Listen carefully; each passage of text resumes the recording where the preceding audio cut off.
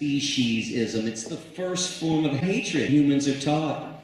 Way before racism, sexism, and heterosexism is taught, speciesism is the first form of hatred.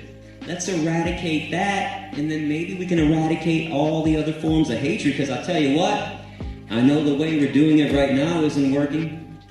Eating meat, cheese, milk, and eggs certainly isn't making this world a better place. It's making the world a worse place.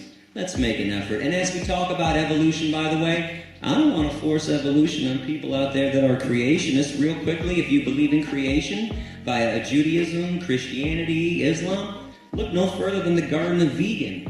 Oops, the Garden of Eden, that vegan haven where Adam and Eve were the first vegans on this planet. Genesis 1:29, God's first dietary laws, I give you seed-bearing plants for food. God's last dietary laws, Isaiah 11:7, the wolf will live with the lamb, the cow will feed with the bear, the lion will eat straw like the ox, a child will lead them, and no one will harm on my holy mountain. It is clear and unambiguous, the beginning and the end are and will be vegan. So why don't we strive towards these perfect states? And for my religious friends that are out there, I learned a really valuable lesson last time I was here in Israel last September.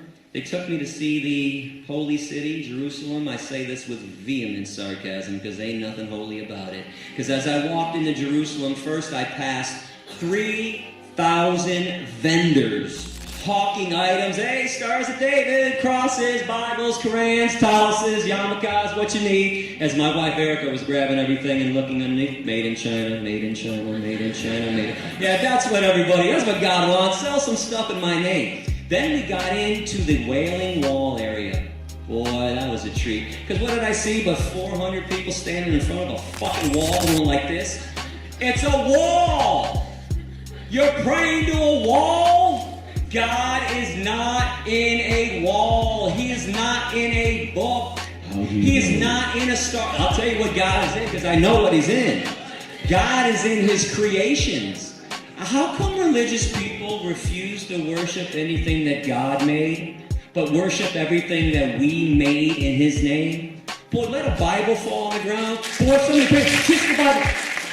Boy, let the talus touch the ground. Oh my God, the talus touch the ground. Boy, but an animal that God created, hey, kill him. Kill that son of a bitch right now. Cut his horns off right now. Fuck him. Take his baby away. Screw him. Every animal that God made, God is inside of. And if you kill animals, you are murdering God, and that is blasphemous and obscene. Wake up, religious people. Wake up. Because I'll tell you what, I believe in God. And I respect the things that God made. The water, the air, the oceans, the forest, and his animals. It's not asking too much. Stop doing rituals. God is not impressed if you have a really long beard, by the way. If you got a really big hat.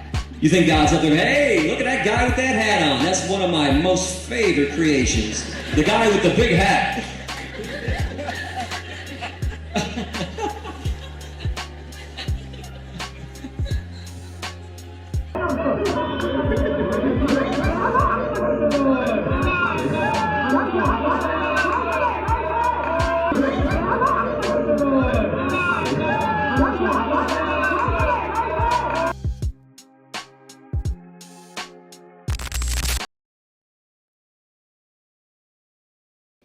I'd say to that person, first of all, you just proved that humans don't have intelligence.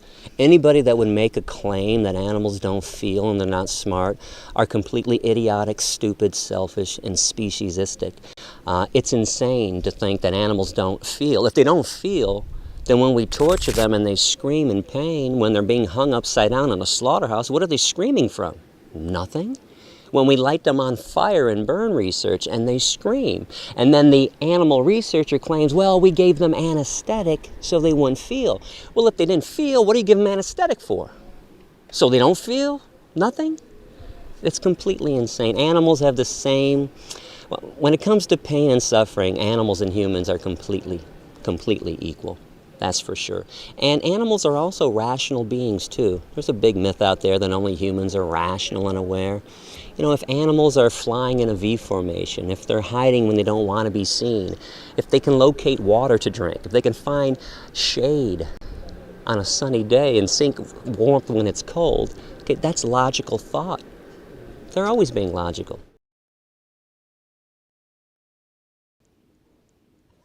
We don't have the right to, but I understand why people feel this way, which is why I want to educate and talk to them and teach them the truth. But you bring up something very important. Our parents are full of lies, completely full of lies, because of what their parents told them and what their parents told their parents and what society tells people and religion and government. So what I want to tell people is, don't believe things just because your mommy and daddy told you so. Okay, mom and dad have no clue about ethics in most cases, have no clue about how the world should be working, have no clue about proper human to animal relationships. Fortunately, all the vegans I know broke away from their parents and from their parents' training, and they are now thinking logically and compassionately for the first time. If I can go into more detail about family, I know my wife doesn't like this, but I think family is the downfall of society, because people end up living for their families, doing whatever their families want, never cutting that invisible umbilical cord that still exists. People would be a lot happier if they cut loose from their families once they hit the age of 18, trust me. No, I think my mom is completely psychotic. I think my sister and her family are completely psychotic. They've actually stopped talking to me because I care about animals.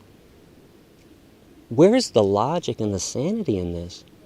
I can talk to groups of strangers and they break down and cry and tell me that I've changed their lives, and my own mother, my own sister, and her family won't even listen to me.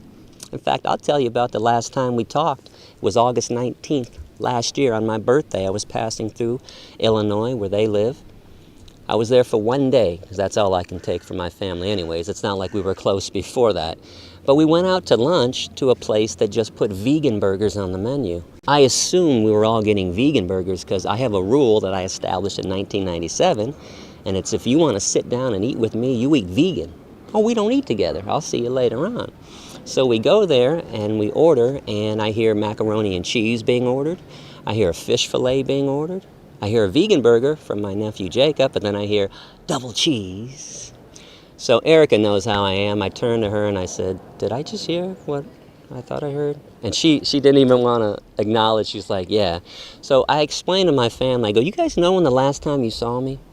It was 1 year and 7 months ago before that. So we figured it out. It was about 585 days.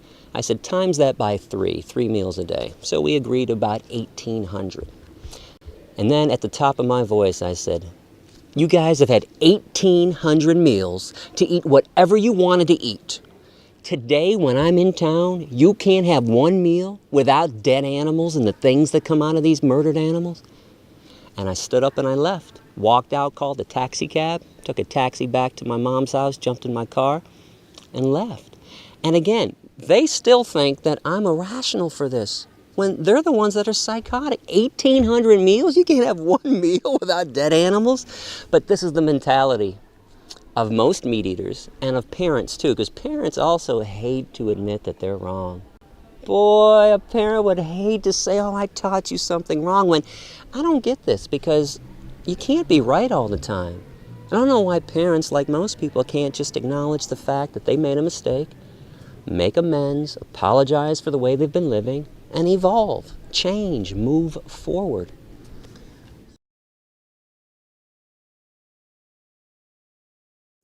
Always speak truthfully and forcefully. Do not be a politician ever. Playing politics doesn't work. If you think that if you're going to say plant-based instead of vegan, that's going to make somebody listen, you're sorely mistaken. If you think that by saying, I'm an animal advocate instead of an animal liberation activist, that someone's going to listen, it is completely untrue. After talking to 60,000 people, I've realized and learned that people are ready to listen to the message or they're not, no matter how you act. I can be as sweet as Gandhi or as radical as early Malcolm X, and it will not change one person's mind about the issue of veganism and animal rights. It all depends upon the person, whether they're willing to listen. I'll give you an example. A couple times a year, I have speeches that turn into a Jerry Springer show. People want to scream and yell at me. I don't want to do it, but they want to start. So recently one of these lectures happened and the student told me that I was rude and abrasive. I said, okay, do you think everybody feels that way? And they said yes. I said, well, we're going to take a vote on that. There were about 40 students in the class. I said, raise your hand if you thought I was rude and abrasive. 7 people raised their hands. So I said, okay, that leaves 33 people that didn't think I was rude and abrasive and listened to what I had to say. So I pointed to the student and I said, maybe the problem isn't me. Maybe the problem is you. And you, and I pointed to the 7 people. If I'm giving the same speech to the same crowd and 33 people like it and 7 people didn't, I can't be the problem. So again, what I'm saying is those 7 people came into that classroom unwilling to listen, no matter what I did, no matter what I said. In fact, there have been some lectures where I've gotten on my hands and knees and begged people to stop killing animals. My wife Erica witnessed one of these lectures at University of Central Florida. This guy was being rude and abrasive himself, and mean and stubborn and stupid. So I got on my knees sincerely and I said, please stop killing the animals. And if you're not going to stop killing them for the animals, stop doing it for me, your fellow human. Look what it's doing to me. And he looked at me dead in the eye and said, no. So my point is, politics never works. It's always better to speak the truth and be honest. And when I condemn politics and politicians, think about this. All the people that we collectively admire, Gandhi and Dr. King and Malcolm X and Rosa Parks, Nelson Mandela, Henry David Thoreau, none of the people that we collectively admire was a politician. They were all activists. So I will ask activists to stop playing political games, say what needs to be said, explain the murder, the Holocaust that's taking place, explain the rapes that happen to animals on a daily basis. Don't be afraid to say these words. These animals are suffering horribly, and when we sit around and play political games, it doesn't benefit them in one bit. Let's go over and say hi to sweet Lenny. Look at this baby girl. Look at this belly. And look, for this baby, this is a 600-pound baby girl. That's Can you believe this belly? Send money. We need it. Peace. I love you.